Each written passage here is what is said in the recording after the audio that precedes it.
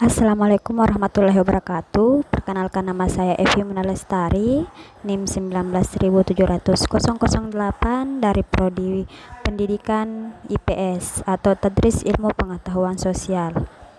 Kesempatan kali ini saya akan menjelaskan tentang materi pembelajaran IPS dalam konteks kurikulum 2013, yang dimana pertama-tama kita harus mengetahui terlebih dahulu bahwa apakah yang dimaksud dengan pengertian kurikulum.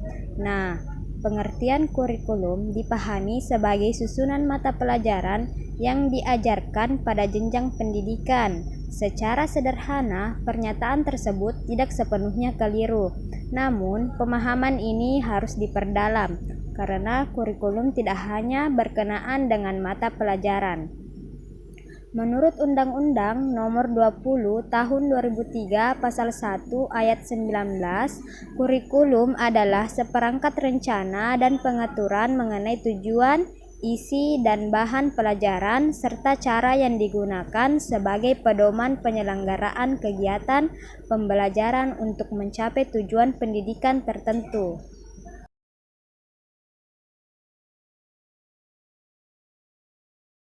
Sebagaimana dengan paparan di atas, kurikulum adalah kumpulan dokumen perencanaan yang berisi tentang tujuan yang harus dicapai, isi materi pengalaman belajar yang harus dilakukan oleh peserta didik, strategi dan cara yang dapat dikembangkan, evaluasi yang dirancang dalam bentuk nyata. Menurut Oliver, dalam Oliva tahun 1992, pengembangan kurikulum memiliki 4 elemen dasar, yaitu program of studies, program of experience, program of service, dan hidden curriculum. Yang dimana program of studies yaitu sebaran materi berupa konten kronologi dalam bentuk mata pelajaran yang ditawarkan dalam suatu rentang program pendidikan. Program of experience yaitu sebaran rencana pembelajaran dalam bentuk kurikulum nyata atau aktual kurikulum yang dirancang untuk memberikan pemahaman pengalaman belajar yang lebih bermakna bagi peserta didik. Ketiga, program of service, yaitu program konkret pelayanan pembelajaran dan sistem penyampaian pembelajaran dengan menggunakan ragam metode, pendekatan, serta strategi dan media pembelajaran yang digunakan.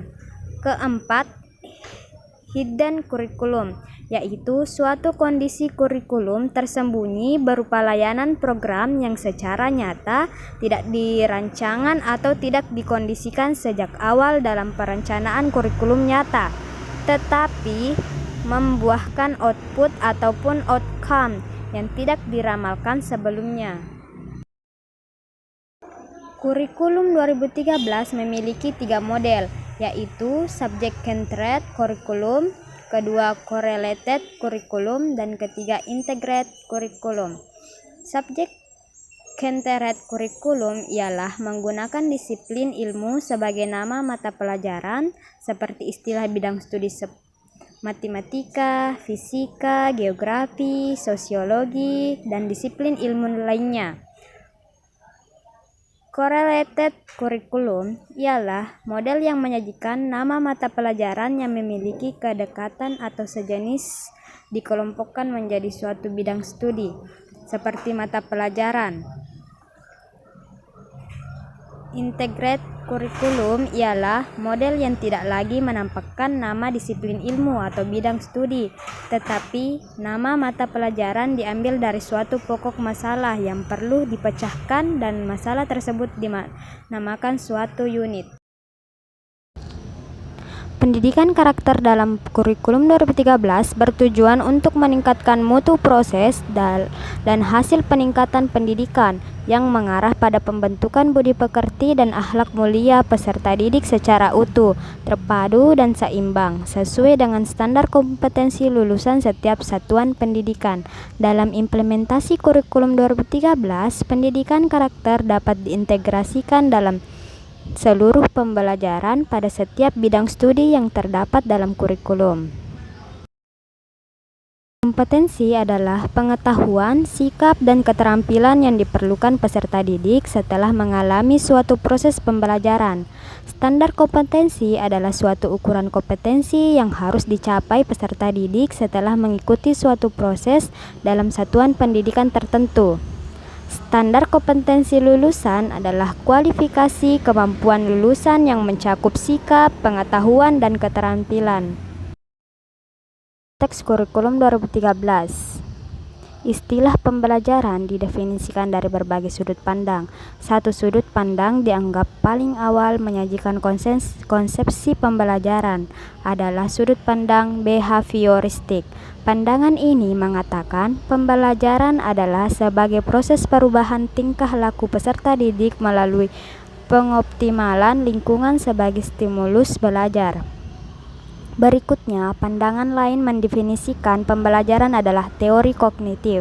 Pandangan ini mendefinisikan sebagai proses belajar yang dibangun oleh guru untuk mengembangkan kreativitas berpikir dan dapat meningkatkan kemampuan peserta didik mengonstruksi pengetahuan baru sebagai upaya meningkatkan penguasaan yang baik terhadap materi pelajaran.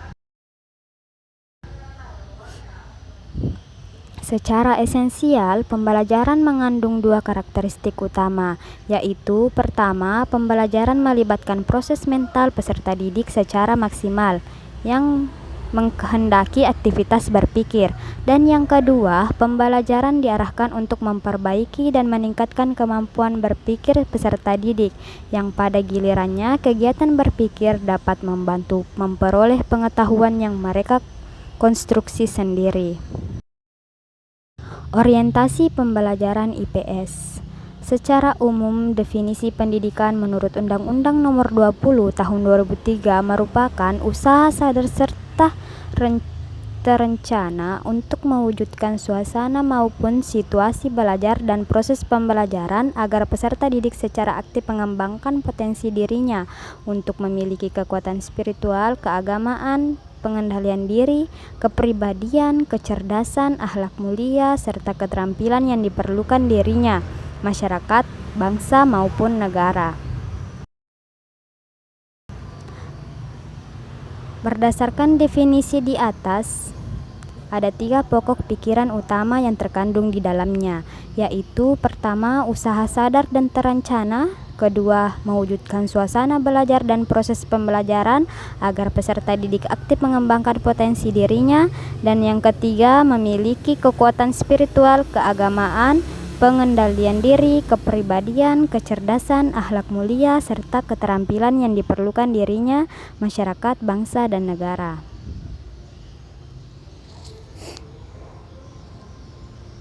Ketiga pokok pemikiran di atas senantiasa mampu dirangkul oleh sosok guru. Hal ini dikarenakan guru memiliki peranan yang sangat strategis dalam peningkatan mutu pendidikan.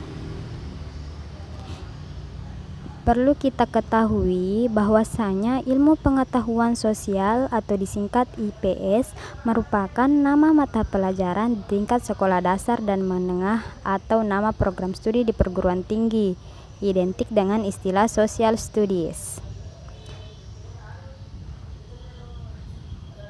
Adanya mata pelajaran IPS di sekolah dasar sehingga peserta didik diharapkan dapat memiliki pengetahuan dan wawasan tentang konsep-konsep dasar ilmu sosial dan humaniora, memiliki kepekaan dan kesadaran terhadap masalah sosial di lingkungan, serta memiliki keterampilan mengkaji dan memecahkan masalah sosial tersebut.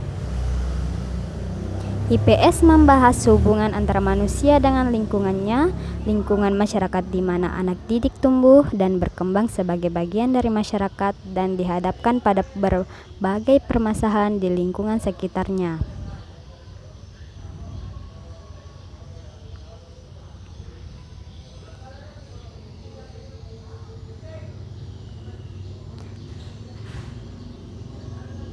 Nah, itulah tadi yang dapat saya jelaskan, kurang lebihnya mohon dimaafkan apabila terdapat kesalahan. Saya akhiri, wabillahi taufiq wal hidayah. Wassalamualaikum warahmatullahi wabarakatuh.